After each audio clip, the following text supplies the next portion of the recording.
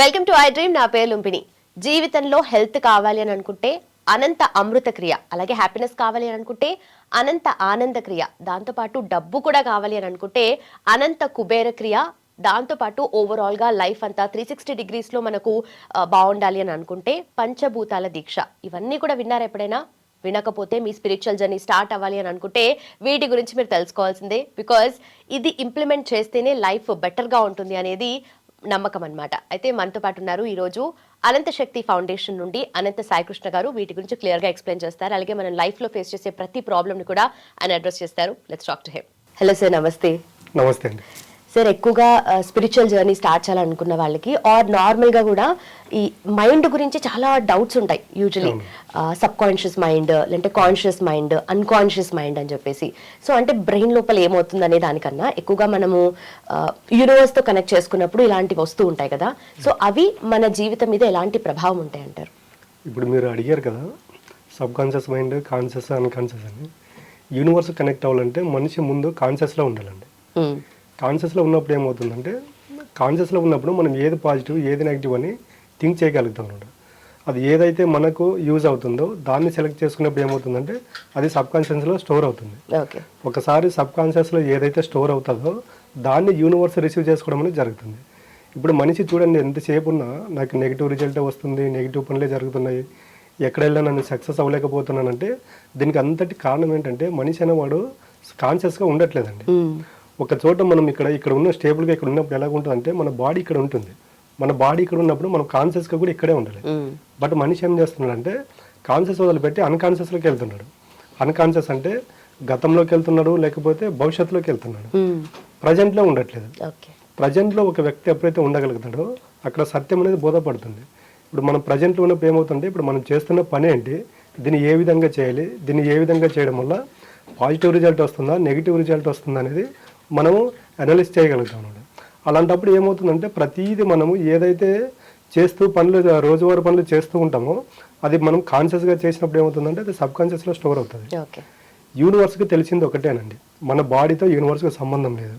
మన యొక్క ఆలోచనలో ఫ్రీక్వెన్సీతోనే యూనివర్స్ అనేది పనిచేస్తుంది. మన ఆలోచనలో ఎంత ఫ్రీక్వెన్సీ ఉంటే దానికి సంబంధించిన రిజల్ట్ యూనివర్స్ ఇవ్వడం అనేది జరుగుతుంది. అక్కడ పాజిటివ్ నెగిటివ్ అనేది యూనివర్స్కి సంబంధం లేదండి. దానికి నేను చెప్పేది ఏంటంటే మనిషి ఎప్పుడే కానీ కాన్షియస్లో ఉండాలి. కాన్షియస్లో ఉండాలంటే ఏం చేయాలంటే మనం ప్రజెంట్ ఏ పని అయితే చేస్తున్నామో ఫోకస్గా దానిపైన ఉండాలి. కానీ ఆ ప్రెజెన్స్ ఆఫ్ మైండ్ అనేది నిజంగానే ఉండట్లేదు. అయితే సరే, డిస్ట్రాక్షన్స్ చాలా ఉంటాయి. ఫోన్ దగ్గర నుండి స్టార్ట్ చేస్తే వర్క్ ప్రెషర్ వరకు ఏదైనా ఉండొచ్చు.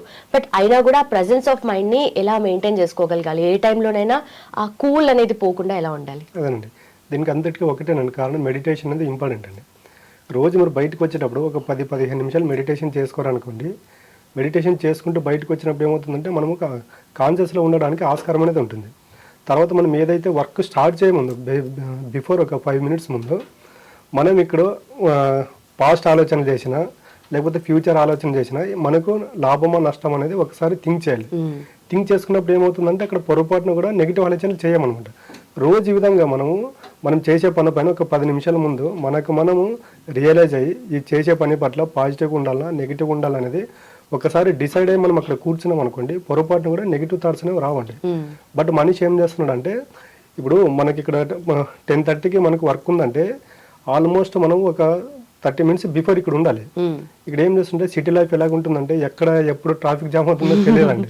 అప్పుడు ఆ పని వచ్చినప్పుడు అప్పుడు చూసుకున్నప్పుడు ఏమవుతుందంటే ఇక్కడికి వచ్చే లోపల మనం అనుకున్న టైం అయిపోయి ఉంటుంది. బట్ అక్కడి నుంచి వచ్చే లోపల ఏమవుతుందంటే మన మైండ్లో అనుకున్నది ఒకటి, ఇక్కడ జరిగేది ఒకటి. అంటే దీనికి మనం అనుకున్న దానికి సింక్ అవుతుందన్నమాట. అలాంటప్పుడు ఏమవుతుందంటే మన మైండ్ అనేది 100 రకాల నెగిటివ్లో ఆలోచన చేస్తుంది.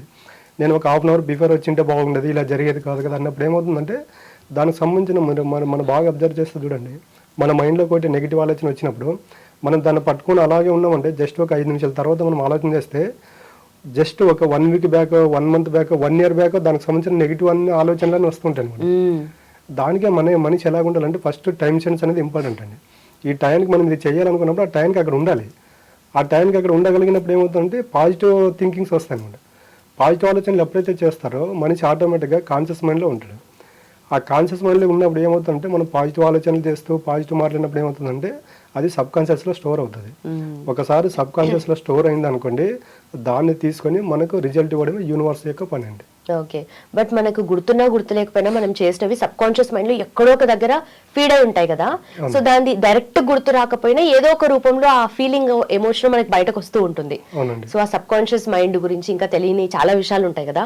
So generally spiritual journey start చేయాలనుకున్న వాళ్ళకి, ఆధ్యాత్మికంగా వెళ్ళాలనుకున్న వాళ్ళకి కూడా ఆ సబ్ కాన్షియస్ మైండ్ గురించి మీరు ఏం కన్వే చేయాలనుకుంటారు? అంటే మేము ఇక్కడ పంచభూతాల దీక్ష అనేది ఒకటి పెట్టి ఉంటామండి. దీన్ని మేము 41 రోజులు మా దగ్గరికి ఎవరైతే వస్తారో వాళ్ళపైన అప్లై చేయడం జరుగుతుంది. ఓకే, ఇక్కడ చూడండి, మనం ఇద్దరు ఇక్కడ ఉన్నాము, ఇంకో 1 అవర్ తర్వాత మీ వర్క్ పైన మీరు వెళ్ళిపోతారు, నా వర్క్ పైన నేను వెళ్ళిపోతాను. కానీ మనం ఎక్కడికి వెళ్ళినా పంచభూతాలు అంటే ఉంటాయి అనమాట. ఇప్పుడు మనిషికి విజువలైజేషన్ చేసిన సబ్ కాన్షియస్గా ఉండండి అంటే ఇవన్నీ ఎలాగ ఉంటాయంటే ఇవన్నీ మనిషికి అలవాటు లేకుండా ఉంటాయి. వాటిని కూర్చొని సాధన చేయాలంటే మన మైండ్ ఒప్పుకోదు.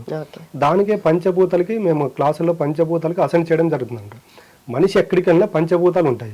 అంటే మనిషి రోజువారీ జీవితంలో ఎన్నిసార్లు మినిమం ఒక 10 times వాటర్ తీసుకుంటాడు, ఫుడ్ తీసుకుంటాడు, భూమిపై నడుస్తూ ఉంటాడు, మనకి గాలి స్పర్శ తగులుతూ ఉంటుంది, ఆకాశం కనిపిస్తుంటుంది.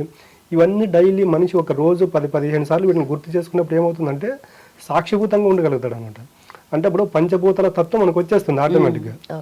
కాబట్టి మన దగ్గరకు వచ్చే వాళ్ళకి మెయిన్ పంచభూతాల యొక్క వాల్యూ ఏంటి, వాటికి అసైన్ చేయడం ద్వారా వీళ్ళు నిదానంగా ఈ నెగిటివ్ ఆలోచనలు మానేసి కాన్షియస్గా ఆలోచన చేయడం అనేది స్టార్ట్ అవుతుంది. ఓకే, సో పంచభూతాల సాక్షిగా అని అంటూ ఉంటారు కదా, అయితే మీరు కూడా దాని గురించి ఎక్కువగా ప్రతిసారి ఏదో ఒక రూపంలో మాట్లాడుతూనే ఉంటారు కదా.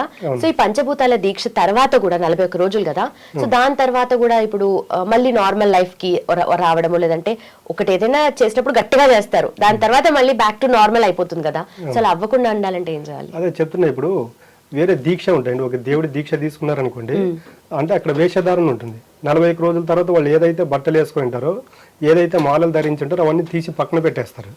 అప్పుడు వాళ్ళు మళ్ళీ రియల్ లైఫ్లోకి వచ్చేస్తారు. కానీ పంచభూతాలు అలా కాదు కదండి. ఈ 41 రోజుల తర్వాత మనం పంచభూతాలతో మమేకమై తిరగాల్సిందే, అనుసంధానమై జీవించాల్సిందే. కాబట్టి ఈ 41 రోజుల్లో మనిషిని పంచభూతాలతో మేము మమేకం చేయడం జరుగుతుంది అనమాట. రోజు ఇప్పుడు చూడండి, దీక్ష చేసుకున్న వాళ్ళు ఉదయం సాయంత్రం పూజ చేస్తారు, అంటే రోజుకి 2 సార్లు అనమాట. 41 days తర్వాత అది ఉండదు. కానీ పంచభూతాలు ఎలాగుంటాయంటే రోజు మనము వాటర్ తాగేటప్పుడు గుర్తు వస్తుంటుంది, అరే నేను పంచభూతాలు వాల్యూ తెలుసుకుంటున్నాను కాబట్టి కృతజ్ఞత భావం ఉంటుంది, ఈ వీటి పట్ల నేను ప్రేమతత్వం కృతజ్ఞత భావంతో ఉన్నాను అన్నప్పుడు అవి ఏమవుతుందంటే ఆటోమేటిక్గా మన బాడీలో 70% వాటర్ ఉంటాయి అనమాట. ఆ వాటర్ మన బాడీలోకి ఏదైతే వెళ్తాయో, మనం ఏ ఆలోచనతోనైతే నీళ్లు తీసుకుంటామో, ఏ ఆలోచనలతో ఫుడ్ తీసుకుంటామో దానికి సంబంధించిన మేనిఫెస్టేషన్ జరుగుతుందండి. ఇవన్నీ మనం క్లాసులో చెప్పడం జరుగుతుందండి. ఓకే ఓకే, నిజంగానే చాలా అంటే ఇంట్రెస్టింగ్ గా ఉంది అనే దానికన్నా మనకి లైఫ్ కి ఎక్కువగా ఇంప్లిమెంట్ చేయాల్సిన అవసరం అయితే తప్పకుండా ఉంది. Thank you so much sir, thanks for time. Thank you అండి. And for more videos, please subscribe to iDream. Please subscribe to iDream. Please subscribe iDream. And please subscribe to iDream. For more videos, subscribe to iDream. please like, share and subscribe to the channel. Congratulations, iDream. Subscribe to iDream. Subscribe to iDream. So subscribe to iDream Media. iDream ki iDream team అందరికి huge congratulations. Please subscribe iDream Media. Please subscribe to iDream. Subscribe iDream. Please subscribe to iDream. iDream అంటే నా కళల channel subscribe చేసుకున్న నోరు తిరుగుతలేదు, మీరైతే గంట గుర్తు కొట్టండి. For more such videos, please subscribe to iDream. Subscribe to iDream. Please subscribe to iDream. Please subscribe iDream Media. Please do subscribe to iDream. Please subscribe to iDream Media. For best entertainment and information, please subscribe iDream. And don't forget to subscribe to iDream.